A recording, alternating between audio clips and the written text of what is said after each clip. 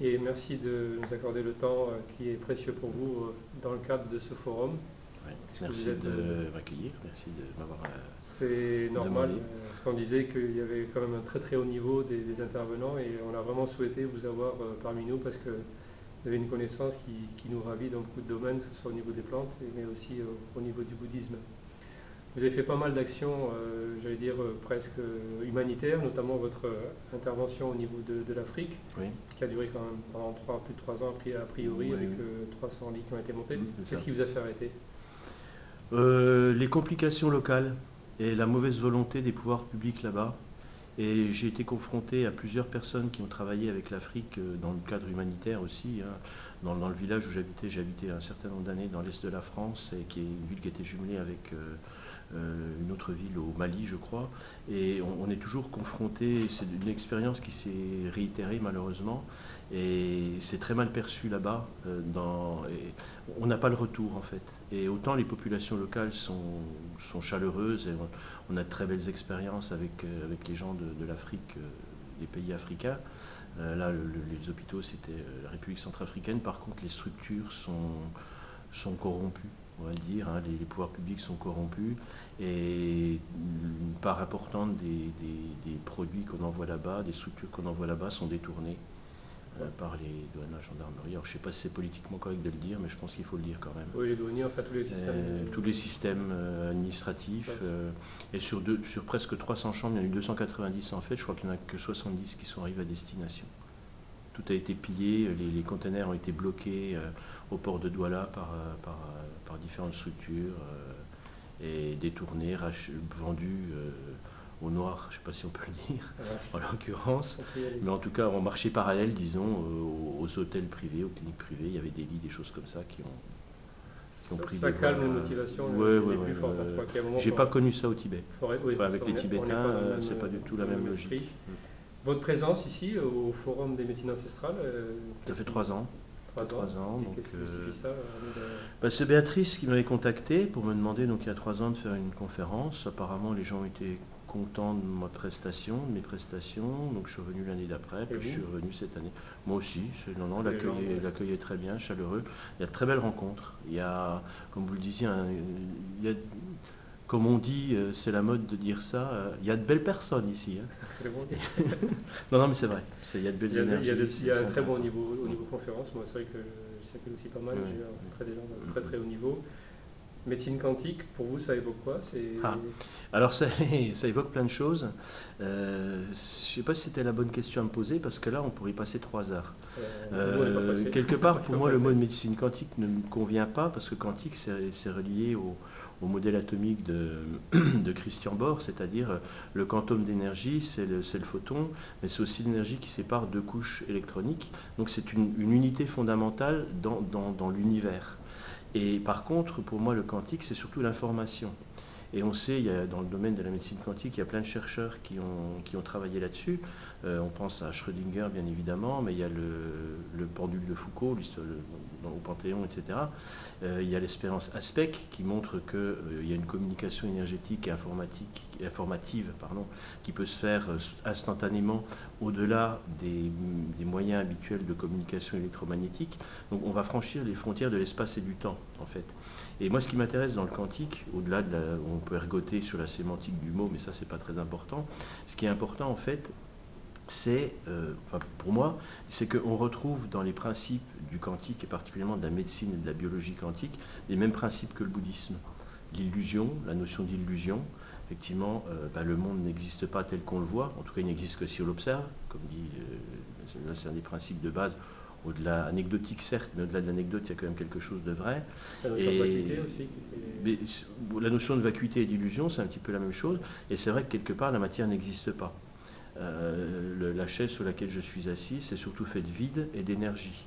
Et si on va à l'ultime de la décortication de la matière, on va toujours trouver des particules plus petites, jusqu'à trouver en fait l'absence de particules. Donc quelque part, on a un peu l'impression que c'est une modélisation mathématique, la matière c'est une constante mathématique, mais qui n'existe pas vraiment. Et donc on rejoint en ça le sens du bouddhisme. Par contre, il y a un autre point qui est dans le bouddhisme, c'est la notion d'impermanence, parce qu'effectivement tout se transforme et tout se résout en matière, de la matière, toute matière se résout finalement en énergie.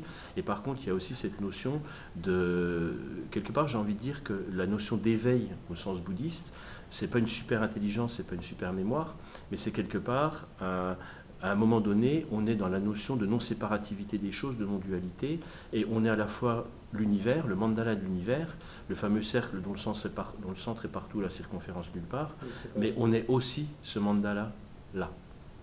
D'accord? Et effectivement, ce qui m'intéresse, c'est effectivement cette juxtaposition des deux concepts qui sont en fait la même interprétation des choses, et on en arrive à pouvoir dire que la médecine quantique, la physique quantique, la biologie quantique a donné une base scientifique à une croyance philosophico-religieuse. Alors ceux qui disent que la médecine quantique, c'est ce qui existe dans l'infiniment petit, existe dans l'infiniment grand. Microcosme, voilà, macrocosme. Macrocosme. On retrouve ça aussi dans la Bible, hein, parce que je veux dire, c'est quelque chose qui existe depuis quelques années. Donc cette notion, est-ce qu'elle, pour vous, elle est valable au-delà de l'aspect simplement... Elle est essentielle parce que de toute façon, c'est... Alors le terme m'échappe, vous savez, quand il y a des arborescences qui se répètent, c'est la... Bon, c'est pas grave. Effectivement, dans les textes ésotériques traditionnels, dans la table d'émeraude par exemple, on dit ce qui est en haut est comme ce qui est en bas et inversement. Et effectivement, il y a une unité d'identité, quelles que soient les échelles. Et c'est vrai que la galaxie, le système solaire, représente à une échelle différente l'atome, sans tomber non plus dans une schématisation excessive, qui va tomber après sur une simplification qui est excessive aussi. Mais on est effectivement dans la notion de non-dualité, de non-séparativité. Et quand on dit dans le bouddhisme qu'on est le centre du mandala et le mandala tout entier, c'est vrai. Et j'ai une image qui m'a été transmise, que je trouve parfaitement claire. J'ai animé plusieurs formations, et dans une de ces formations, on me demandait quelle est la différence au niveau des pratiques méditatives entre le calme mental et la vision pénétrante. C'est tout simple, c'est l'image que moi j'ai donnée pour expliquer ça, c'est qu'on peut méditer, si on est sur le pont d'un bateau ou sur une plage, on va méditer sur la ligne de l'horizon, donc on va faire le vide mental, référence aussi à Saint-Augustin, quand je vide mon âme, elle se remplit de Dieu, la vacuité. Et si on focalise son attention sur la ligne de l'horizon, on va faire le vide dans son esprit, on va extraire toute pensée parasite. C'est le calme mental. Si je me projette au-delà de l'horizon pour m'intégrer à l'ensemble du mandala de l'univers, dont je fais par essence partie, ça c'est la vision pénétrante. Et c'est le but ultime de la méditation, donc de la réalisation. Mais les bouddhistes, quand même, quand ils évoquent la vacuité, ils parlent d'un contenant qui n'aurait rien à l'intérieur, et cette vacuité, c'est en fait qui est contenu dans ce contenant et qui en fait en réalité ne représente rien, quoi. Il y a pas. Alors c'est plus compliqué que ça. Nous occidentaux, nous occidentaux, on n'a pas compris. Il y a des notions qu'on ne comprend pas, comme la notion de karma. Si vous voulez bien, on y reviendra. La notion de vacuité, c'est autre chose. C'est tout ce qui n'est pas. Là aussi, on retombe dans la notion de réalité ultime et réalité relative. Le Bouddha Shakyamuni, le Bouddha historique, le prince Siddhartha Gautama qui vivait il y a 2500 ans donc dans le nord de l'Inde, quand il a atteint la connaissance, il a donc l'éveil, pas le nirvana, c'est pas ça, l'éveil, il est resté sur terre pour faire, on a dit qu'il a fait tourner 3 fois la roue du Dharma. C'est-à-dire qu'il a donné 3 enseignements. Et on dit qu'il a commencé par le Hinayana, petit véhicule, Mahayana, grand véhicule, Vajrayana, le véhicule de diamant, véhicule adamantin, le véhicule ésotérique en fait. On parle aussi de Guyayana ou véhicule secret. Donc on est vraiment dans l'ésotérisme. Par contre, en fait, ça ne s'est pas du tout passé comme ça. Il a commencé par donner l'enseignement Vajrayana, donc l'enseignement ésotérique. Mais il s'est rendu compte que tout le monde n'était pas prêt à recevoir cet enseignement. Donc il a donné 2 autres enseignements, petit véhicule, grand véhicule. Les 4 nobles vérités, la souffrance, l'explication de ce qu'est la souffrance, comment sortir de la souffrance. Et après, il a donné dans le Mahayana des pratiques plus élaborées, sachant que le Vajrayana sont les pratiques ultimes, suivies en plus par après le Dzogchen, qui est la grande perfection.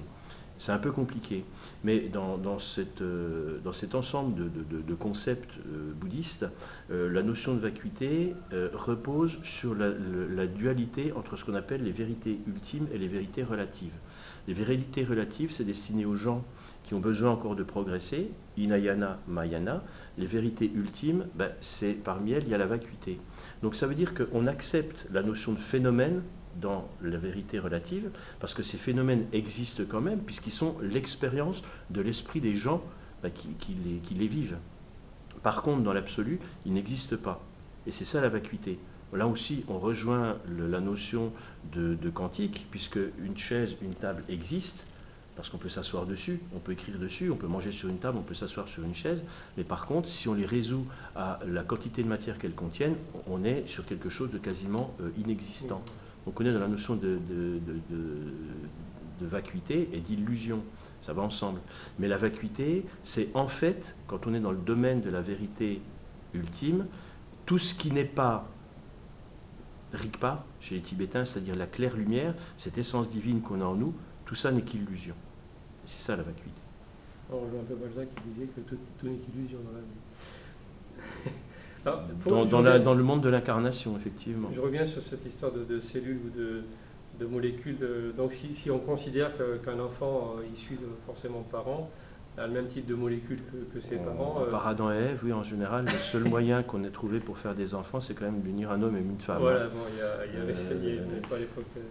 Donc, est-ce que le fonctionnement d'un enfant peut avoir une influence sur sa mère, et puis inversement, est-ce que si on modifie son propre fonctionnement cellulaire, est-ce qu'il y a une action sur l'autre personne? Forcément, tout est interpénétré, tout est en auto, relation. En plus, je pense que quand on est dans une famille, c'est pas par hasard. Quand on choisit une incarnation, parce que bon, je suis persuadé, c'est l'enseignement bouddhiste, mais c'est aussi tout à l'heure, je parlais avec quelqu'un qui me parlait de l'essénisme. Donc quelque part, le christianisme primitif, on est aussi au niveau du christianisme primitif dans la logique de la réincarnation. Toutes les civilisations au départ de leurs croyances, toutes les religions, toutes les pratiques acceptent cette notion de réincarnation. Et le christianisme, au niveau de son départ, du début des enseignements, dans son essence d'enseignement, aussi reposait sur la notion d'incarnation, d'apprentissage, etc. On avait le professeur Laszlo tout à l'heure sur cette même chaise qui nous disait que pour lui, toute énergie était dans l'univers, tout était quasiment programmé sur le plan énergétique, et qu'en fait, l'homme avait déjà une programmation qui était faite par ce biais-là, puisque c'était déjà programmé, et que lui, en fait, subissait un petit peu cette information qui existait dans je ne suis pas tout à fait d'accord avec ça, parce que de toute façon, on a toujours notre libre arbitre, on a toujours le choix. On a le choix d'avancer ou de ne pas avancer, et justement c'est ce qui est enseigné dans le bouddhisme, c'est la motivation, c'est l'intention. La notion de motivation et d'intention sont fondamentales. Je peux changer ma vie, je suis co-auteur de ma vie. Et malheureusement, dans de nombreuses traditions religieuses, on a enlevé cette liberté à l'homme, à l'être humain, d'être l'acteur, le créateur de sa propre vie, en parlant d'un certain déterminisme qui n'appartient qu'à Dieu, et même dans les dérives, parce que je parle de dérives, il faut savoir que le christianisme tel qu'il existe maintenant, il est né quand même d'une volonté humaine. C'est l'empereur Constantin, ça date du IVe siècle après Jésus-Christ. Il fallait absolument organiser, c'était le début de la chute de l'Empire romain, donc le monde occidental commençait à s'effriter, donc il fallait donner quelque chose qui donne une structure, une sorte de fédération des peuples occidentaux, et pour ça, la religion c'était un excellent outil. Bon, quelque part les intentions étaient bonnes, après il y a eu des dérives, effectivement, comme dans toute religion il peut y avoir des dérives extrémistes, parce qu'effectivement il y a des gens qui utilisent la religion comme un instrument de pouvoir, ça s'est fait partout. Peu dans le bouddhisme, effectivement, il faut quand même reconnaître ça, rendre ça au bouddhisme. Ça a existé. Mais quelque part, donc on a créé un dogme artificiellement, on a pris des matériaux qui étaient un petit peu disparates, et on a créé un dogme. Parmi ce dogme, il y avait le déterminisme. Et le déterminisme, et il y avait également le tout pouvoir d'un Dieu extérieur qui prenait les décisions, qui décidait de qui connaîtrait l'état de grâce ou pas. Dans le bouddhisme, on ne parle pas de ça, parce que dans le bouddhisme, tout est en nous. On n'a rien à attendre de l'extérieur, parce qu'on a déjà tout en nous. Et on retrouve ça quand même dans la religion chrétienne. Souvenez-vous du discours de Pascal. Le discours entre Pascal et Dieu. Dieu répond, mais qu'est-ce que tu me demandes? Je t'ai déjà tout donné. C'est à toi de l'utiliser. Donc on a ce choix-là, on a cette liberté-là. Nous sommes libres. Et si on est les éléments d'un facteur de déterminisme, il y a beaucoup de philosophies qui sont fondées sur le déterminisme en partant du principe que c'est le principe du papillon de Lorentz en fait, où cueillir une fleur fait vibrer une étoile. Je ne souscris pas à ça et je ne pense pas que le bouddhisme souscrive à ça. Parce qu'effectivement nous sommes des êtres divins par essence et nous avons donc en tant que tel la liberté. Et notre liberté c'est quoi? C'est le choix. Est-ce que vous pouvez parler un petit peu plus de la notion de l'aspect que vous avez évoqué L'expérience aspect, bon, très schématiquement. En fait, c'est un physicien quantique qui a fait une expérience, je crois que ça date de 1972, donc qui s'appelait aspect. Et en fait, si on prend deux particules, qu'on appelle des particules jumelles, et on les sépare de plusieurs milliers de kilomètres, c'est très schématique, c'est pour faire clair et court. Si on envoie une information à l'une de ces particules, instantanément, l'autre particule à des milliers ou des centaines de milliers ou des millions de kilomètres reçoit la même information. Ça veut dire qu'entre ces deux particules, il y a un système de communication qui est instantané. Quelque part, c'est ce qu'on retrouve dans la notion d'éveil chez les bouddhistes. Parce que quand je suis un être éveillé, j'ai pleine conscience de mon essence divine et je suis en permanence relié, je ne suis même pas relié, je suis aussi l'autre dans l'absolu, quelle que soit sa place dans le monde, dans l'univers, je suis en communication parfaite avec lui, avec tout ce qui a été, fut et sera. C'est ça la notion d'éveil, et c'est pour ça que je dis tout le temps que les enseignements du bouddhisme, en tout cas du Bouddha Shakyamuni, quels qu'ils soient, que ce soit les plus simples, c'est-à-dire les petits véhicules, ou que ce soit les plus élaborés, que ce soit au niveau du Dzogchen ou au niveau du Vajrayana, eh bien on retombe toujours sur ces concepts qu'on a retrouvés, que les physiciens quantiques ont retrouvés. Vous aviez évoqué aussi cette histoire de faux souvenirs, donc ça je reviens un peu sur la notion de métaux lourds. Donc, je me suis précipité sur Internet et je n'ai pas trouvé de définition des métaux lourds. La science dit que les métaux lourds n'existent pas. Bon, là aussi, on est dans la sémantique pure et dure. Effectivement, quand je parle des métaux lourds, j'associe mercure, plomb, cadmium, parce qu'effectivement, ils ont un poids atomique important, mais on y joint l'aluminium parce qu'il a les mêmes cinétiques, je dirais, biologiques que les métaux lourds, et le fluor, qui n'est pas un métal, c'est un métalloïde. Donc, c'est une appellation facile. C'est un fourre-tout. C'est vrai que les chercheurs sont parfois un petit peu des feignants aussi, même les Corses d'ailleurs. En dehors de ça, c'est une légende. Les Corses ne sont pas plus fainéants que les autres. Mais c'est vrai que c'est un peu facile, c'est la solution de facilité. En termes de métaux lourds, ça veut effectivement pas dire grand-chose. Et est-ce que cette notion, donc on reste malgré tout sur cette notion de métaux lourds, peut être utilisée comme une arme, on va dire, par... le principe, c'est de dire qu'il y a une masse de gens qui est quand même très minoritaire, qui décident pour les autres, et pour pouvoir décider, ils maintiennent ces gens-là en balançant du fluor dans la flotte, en balançant du mercure, etc. Ils maintiennent ces gens dans une espèce d'inhibition personnelle pour pouvoir, eux, assurer leur propre pouvoir. J'en suis personnellement persuadé, et ça me fait penser à un dessin humoristique, je ne sais plus qui l'avait fait, où on voit deux cochons qui mangent à la même auge, et il y en a un qui dit, tu sais quoi, avec un air consterné, il paraît que le paysan ne nous nourrit que pour nous tuer très prochainement. Et l'autre, toi aussi tu crois à la théorie du complot? Bon, ça m'a fait beaucoup rire parce que c'est un petit peu une réponse à votre question, mais je pense effectivement qu'on n'en est pas loin. J'ai envie de dire que quelque part, s'il n'y avait pas cette espèce de cohérence dans la volonté d'hégémonie, on est dans une sorte d'hégémonie du pouvoir avec des gens qu'on ne connaît pas forcément, si on observe ce qui se passe au niveau politique, on observe une grande incohérence.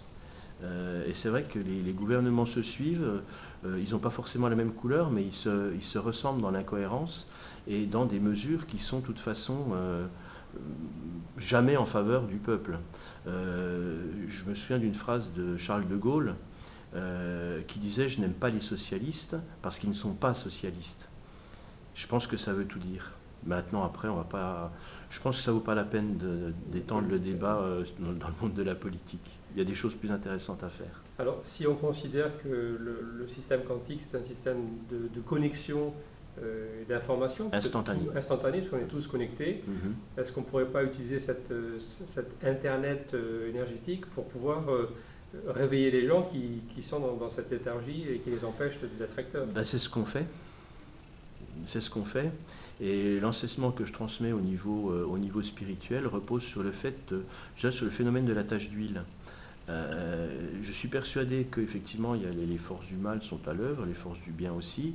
Là aussi, on est dans des principes, des concepts religieux qui existent depuis toute éternité. Alexandra d'Avignel disait que pour expérimenter la lumière, il faut d'abord expérimenter les ténèbres, toutes les ténèbres. Je ne suis pas convaincu de ça, mais bon, quelque part, il y a quand même une vérité à la base, et c'est vrai qu'on va du plus sombre vers le plus lumineux. Je suis persuadé que toute incarnation humaine, le but de toute incarnation humaine, c'est d'avancer, d'être toujours un peu plus près de la lumière jusqu'à l'état d'éveil, jusqu'à reconnaître et identifier en nous cet état de bouddhéité, cet état d'éveil où le mal n'existe plus et où la connaissance est absolue, l'état d'éveil, l'état de Bouddha en fait. Et donc c'est pour ça que je disais tout à l'heure que tout vient de l'intérieur, on ne croit que sous l'impulsion de ses propres forces intérieures, mais par contre ce qu'on peut dire quand même par rapport à ça, pour rester quand même dans la question, c'est très compliqué d'y répondre de façon très schématique. Je ne vais pas faire une réponse de Normand non plus. Réponse de Corse, ça suffira. Corse, voilà, ce ne sera pas Corse non plus en fait. En Corse en général, on va droit au but. Je dirais simplement qu'on a tous un chemin personnel à parcourir, donc c'est vrai qu'on est tous interconnectés, mais comme je parlais tout à l'heure de liberté, on ne peut pas imposer aux autres la connaissance, la liberté, la vérité. Il faut qu'ils la trouvent eux-mêmes. Comme dans la thérapie, il n'y a pas de thérapeute, ça n'existe pas. Personne n'est thérapeute de personne. Par contre, le thérapeute, c'est celui qui va donner au malade le potentiel de se guérir lui-même. C'est pareil au niveau de la connaissance. Effectivement, on est tous interconnectés, mais on n'est pas tous sur le même plan, on n'est pas tous au même niveau du chemin, on va tous arriver au même port, mais il faut laisser à chacun le loisir de choisir d'être sauvé ou pas. On ne peut pas donner la grâce à quelqu'un. On n'a pas ce pouvoir-là. Dans les thérapies spirituelles, on n'a pas le droit, par exemple, de soigner quelqu'un qui ne l'a pas demandé. Donc, c'est cette notion de liberté qui est fondamentale et de libre arbitre. J'ai envie de dire que Dieu, dans la force créatrice, dans son infinie sagesse, nous a donné le choix. Le choix d'être libre, du libre arbitre, de dire si oui ou non. Il y a un poème que je connais qui est, je ne sais plus comment il commence, c'est « Si tu me demandais ce qu'est pour moi la vie, alors je te dirais, c'est d'abord d'être libre et d'avoir pour cela le simple droit de vivre, avoir le droit d'aimer en blanc ou en couleur, de vivre au singulier, de vivre au singulier, de vivre au pluriel, d'avoir ou non ses dieux, ses maîtres ou ses églises et de forger soi-même la clé de son bonheur. » Je trouve que ça, c'est très important.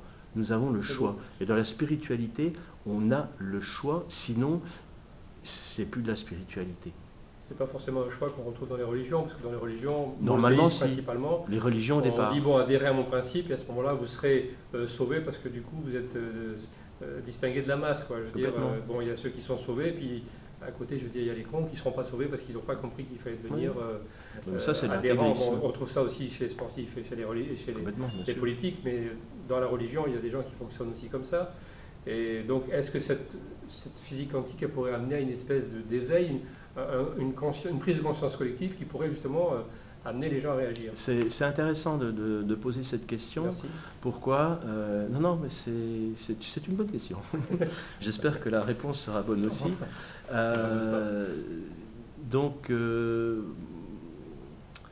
moi, je dirais que par rapport à cette notion d'intégration à un ensemble, à un système ou autre, ce qui est intéressant, c'est de se dire que, et c'est un petit peu aussi la réponse à la question précédente, c'est que pourquoi on va évoluer, on n'évolue pas que pour soi, on évolue pour les autres. Pareil au niveau de la détoxication, je l'ai dit plusieurs fois dans les conférences, il est intéressant de se détoxiquer pour soi, pour être mieux en santé, mais c'est aussi une démarche d'hygiène, et la démarche d'hygiène, hygiène, ça vient du latin ou du grec, pardon, hygeia, qui veut dire la santé. Mais ça ne touche pas que nous, parce que c'est la première démarche écologique. Quand tout le monde sera soucieux de propreté, mais au sens large, de détoxication, de nettoyage de tout ce qui est mauvais, là aussi au sens large, et bien là, on aura des individus propres dans une planète propre. Souvenez-vous de la phrase « mens sana in corpore sano », une âme saine dans un corps sain. Moi, j'ai envie de dire une âme saine dans un corps sain, dans un environnement sain. Et quand tous ensemble, nous serons animés par la même volonté de propreté, Au sens large aussi, bien évidemment. Quand je parle de propreté, je parle également sur le plan spirituel, quand on se sera débarrassé de nos scories, ce que les bouddhistes appellent les 3 poisons, hein, la colère, l'envie et l'ignorance, qui sont les principaux, et bien là, effectivement, on avancera tous ensemble. Et pourquoi je disais que ça répondait également à votre question précédente, pourquoi faire des enseignements, etc. Parce que c'est le phénomène de la tache d'huile. Quand on a un individu qui est élevé spirituellement, il monte avec lui les autres.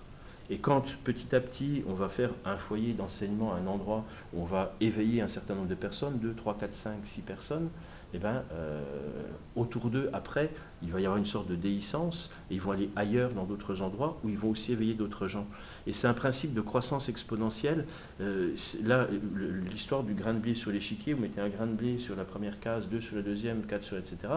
Quand on arrive à la case 64, il faut la production mondiale de blé de plusieurs années pour représenter ça.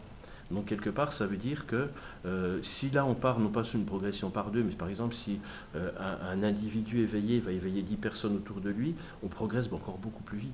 Parce que c'est pas 1, 2, 4, c'est 1, 10, 100, 1000. Donc on va beaucoup plus vite. Et c'est ça ce que j'appelle le phénomène de tache d'huile. Et là, c'est un petit peu la réponse à vos deux questions. En fait. Ça me fait penser à l'histoire du Maharaja qui était en pleine crise et qui envoie les cadeaux les plus somptueux au maître à penser du moment que tout le monde consulte, en disant donne-moi une solution pour ma récolte, et l'autre lui renvoie dans une petite boîte en bois un grain de blé.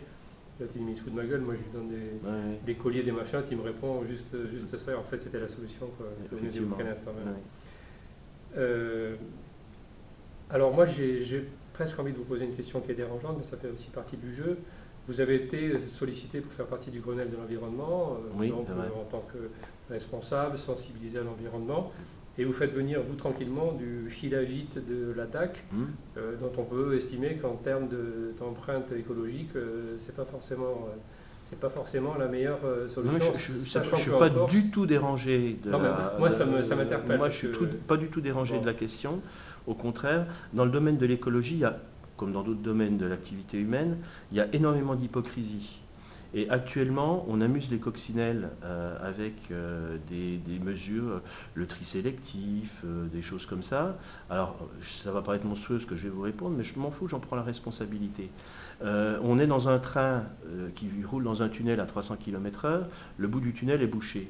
Alors, on va nous amuser avec trier nos poubelles, avec ne pas consommer du shilajit du Ladakh. Je suis désolé, le shilajit, on n'en trouve qu'au Ladakh, que dans l'Himalaya. Donc si on en veut, on en trouve un petit peu, mais c'est pas tout à fait la même chose dans les montagnes de l'Oural, etc. On trouve des substances un petit peu similaires dans toutes les montagnes du monde, mais ça n'a pas la puissance thérapeutique du shilajit de l'Himalaya. Et c'est pas ça qui est important, parce qu'en fait, pour revenir à l'image du train dans le tunnel, toutes ces petites choses qu'on nous amuse à faire, comme ça nous permet de nous occuper plutôt que de s'occuper d'autres choses dont on ne veut pas qu'on s'occupe.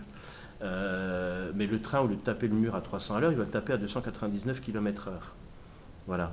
Par contre, pendant ce temps-là, on continue à faire des super centrales nucléaires, on continue à pomper une nappe phréatique de plus en plus profondément pour assécher la planète, on continue à pomper l'eau du Jourdain qui va provoquer la mort, la deuxième mort, et cette fois-ci définitive de la mer morte, etc. Le vrai problème, il est là. Alors effectivement, nous, les petits, les obscurs, les sans grades, comme le poème bien connu, on nous amuse avec ça, mais pendant ce temps-là, on continue à piller sans vergogne à échelle 1 million de fois plus grande la planète. Alors que les vrais responsables balaient devant leur porte, plutôt que de nous culpabiliser parce qu'on fait venir des trucs du Ladakh ou je sais pas quoi. Voilà, là on est en pleine hypocrisie.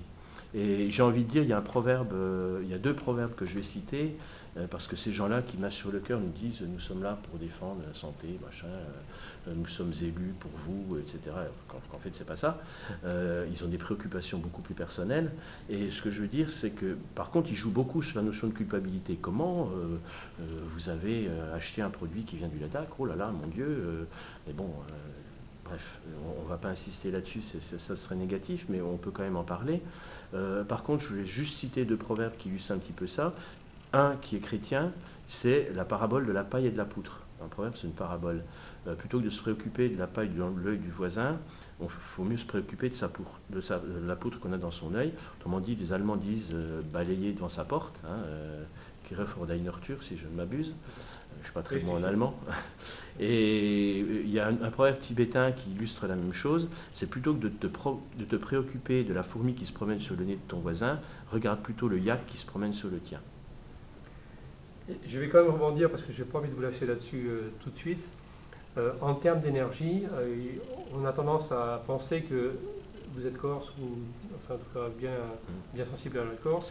Il y a une énergie qui se dégage, qui est quand même assez spéciale, parce que en plus c'est une île, avec une vraie cohérence du peuple corse. Et là vous faites venir donc des montagnes sacrées du Ladakh à 4000 ou 5000 mètres d'altitude, une plante qui a poussé elle aussi dans une énergie qui est complètement différente. Est-ce qu'il n'y a pas un moment où il va y avoir un petit problème de connexion énergétique? Non, parce qu'on est sur la même énergie. Donc les Corses sont reliés directement avec la ville de Lé, ils ont fait un jumelage énergétique. Mais il n'y a pas, c'est la non-séparativité. Quelle est la différence sous prétexte qu'on est dans les montagnes de l'Himalaya ou dans les montagnes andines ou dans les rocheuses américaines ou au sommet du Monte Cinto qui culmine à 2708 mètres pour mémoire. C'est la même chose, on est dans la même énergie. La non-séparativité, le mandala de l'univers. Quand on fait certaines pratiques méditatives, on s'identifie au mandala de l'univers. Le centre est partout, la circonférence nulle part, je l'ai déjà dit. Vous ne m'avez pas écouté. Je vous ai écouté, mais je vais quand même aller jusqu'au bout dans mon raisonnement et dans votre questionnement. Le monde est tout petit, l'univers est tout petit. Oui, quatre personnes séparent c'est vrai. Barack Obama. Je vais essayer de trouver 3 autres pour pouvoir appeler directement.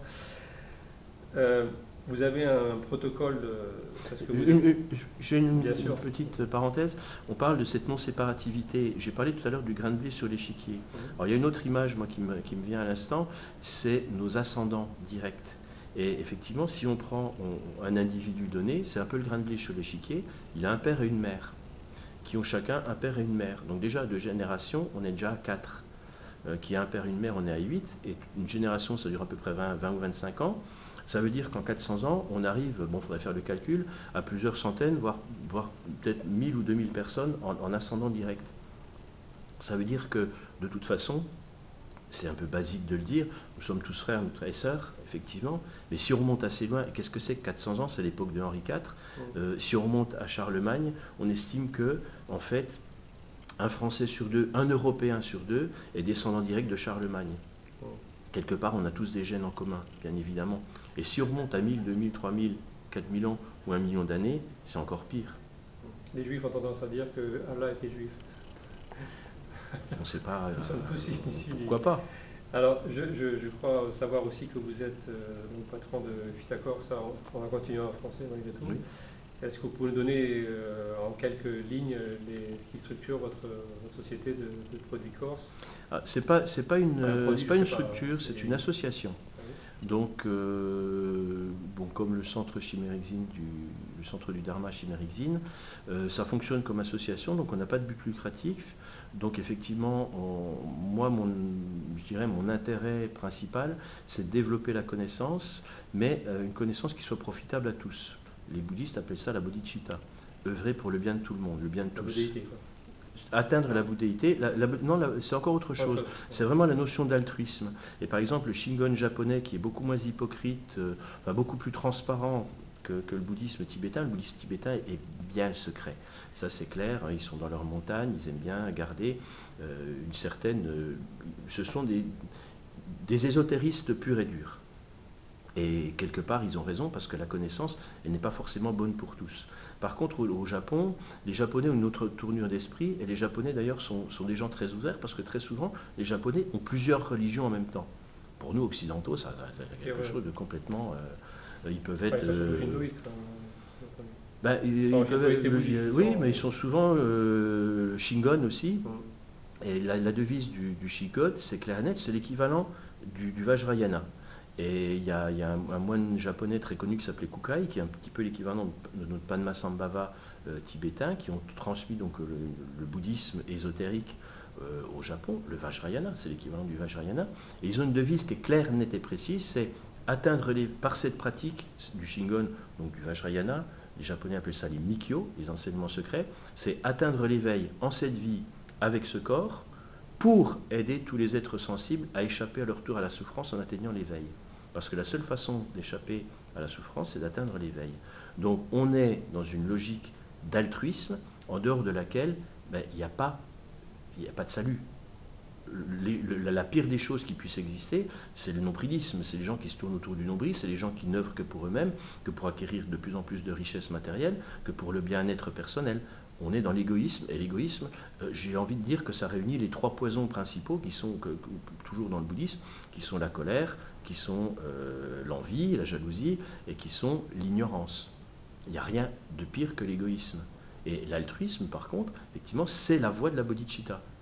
Et justement, dans les enseignements du bouddhisme ésotérique par rapport au bouddhisme exotérique, les chrétiens parlent de l'église de Pierre et de l'église de Jean. Effectivement, l'église de Pierre, c'est tu es Pierre, sur cette pierre je bâtirai mon église. L'église, ça veut dire quoi en fait, l'église, d'un point de vue purement étymologique et sémantique, c'est l'ecclésia, c'est l'assemblée. On retrouve la notion de famille tibétaine, la sangha des Tibétains, la famille sacrée, la sainte famille. Et donc, pour rentrer dans cette église, dans cette assemblée, il y a soit la porte de l'église de Pierre, c'est-à-dire l'église pour tout le monde, et il y a par contre l'église de Jean, qui est l'église ésotérique.